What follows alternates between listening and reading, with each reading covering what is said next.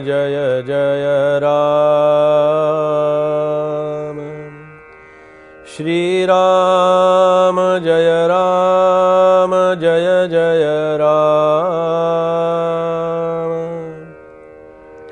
श्रीराम जय राम जय जय राम। श्रीराम समर्थ श्रीराम। ऐसा माझा वाग्विलास म्हणून बोलतो सावकाश। भावाचा भोक्ता जगदीश म्हणून या श्रीराम। समर्थांच्या ग्रंथराज दासबोधातील चिंतन आपलं सुरू आहे। श्रोतेजन स्तवन या श्रोत्यांचं वर्णन समर्थ या ठिकाणी करतायत। ऐकणारा कसा असतो, ऐकणाऱ्याचे विचारसरणी काय असते, ऐकणाऱ्यांची धारणा काय असते पहा। सगळ्यात महत्त्वाचा विषय परमार्थातला जर कुठला असेल तर ते श्रवणाचा विषय आहे। ऐकणं, ऐकणं याचाच अर्थ मन शांत करणं। ऐकणं याचा अर्थ कुठेतरी आपण स्थिरता आपल्याला मनाला लाभणं। आपण जेव्हा म्हणतो ना व्यवहारामध्ये, मला अनेक लोक भेटतात आणि म्हणतात बुवा आमचं मन कसं हो शांत राहील।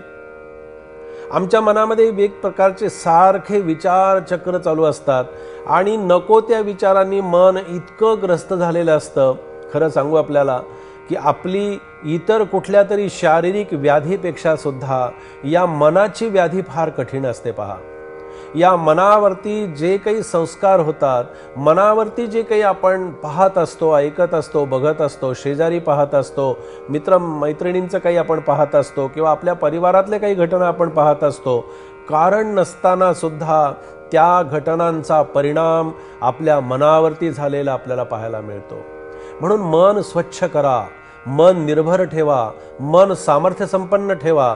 मनामध्ये शेजारी घडलं म्हणून माझ्याकडे घडेलच असं नाही, परिवारामध्ये असं काही वाईट घटना किंवा अशी काही घडली म्हणून ती मला घडेलच असं नाही।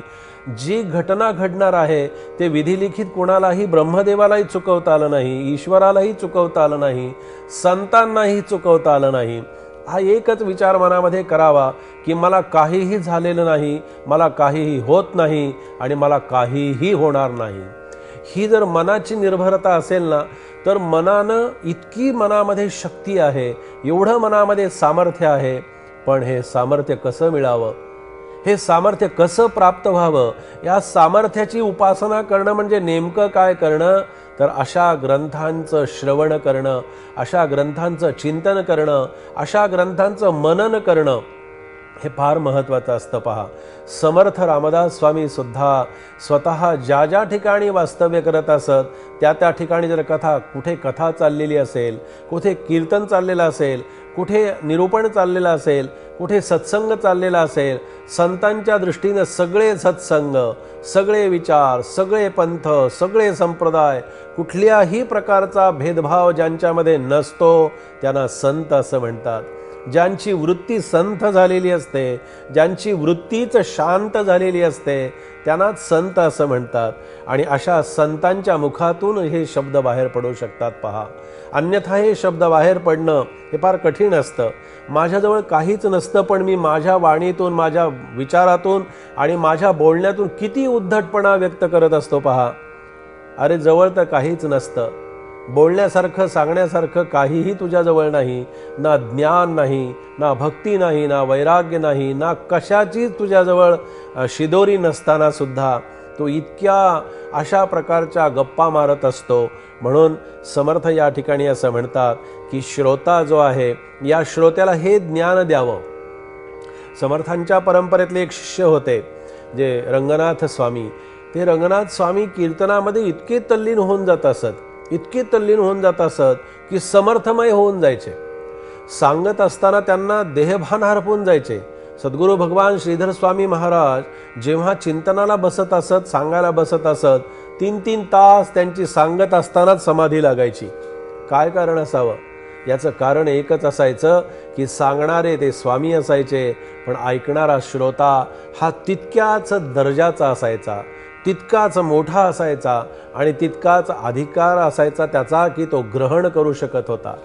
आपलं फार भाग्य आपलं कमी पडतं, म्हणून आपल्याला चांगले विचार ऐकायला मिळत नाहीत, चांगलं चिंतन करायला मिळत नाही, चांगलं पाहायला मिळत नाही. आणि आयुष्यातले असं काही काळ जर निघून गेला तर मग पुढे चिंतन ऐकण्यासाठी कानच असत नाहीत धड, चांगलं बघण्यासाठी डोळे चांगले असत नाहीत, चांगले विचार आपल्याला सांगायची इच्छा झाली तरी सुद्धा आपल्या तोंडामध्ये दात असत नाहीत, चांगले विचार तरी आपण कसं सांगणार.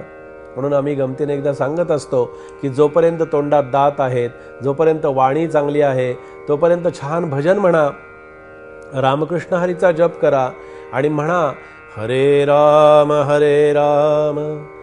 राम राम हरे हरे, हरे कृष्ण कृष्ण कृष्ण हरे हरे. किती बरं वाटतं ना असा जप ऐकला की. पण जोपर्यंत तोंडात दात आहेत तोपर्यंत हरे राम हरे कृष्ण म्हणता येईल. तोंडातले दात जर निघून गेले तर मग काय होतं, मग काय बाहेर पडतं, आले लाम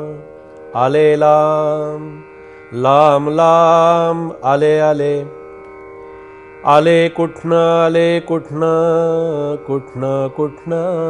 आले. काय विचारतात, कसं होतं पहा. म्हणून जेव्हा ती ऐकण्याची संधी आहे तोपर्यंत ऐकून घ्या. जोपर्यंत बोलण्याची संधी ईश्वरानं मला दिलेली आहे चांगली, तोपर्यंत बोलण्याचा प्रयत्न करा. म्हणून समर्थ इथे म्हणतात, व्युत्पत्ती नाही, कळा नाही, माझ्याजवळ काहीच नाही, चातुर्य नाही, प्रबंध नाही, माझ्याजवळ विद्या नाही, वैभव नाही, माझ्याजवळ सांगण्यासारखं काहीच नाही, भक्ती ज्ञान वैराग्य नाही, गौल्यता नाही वचनाची.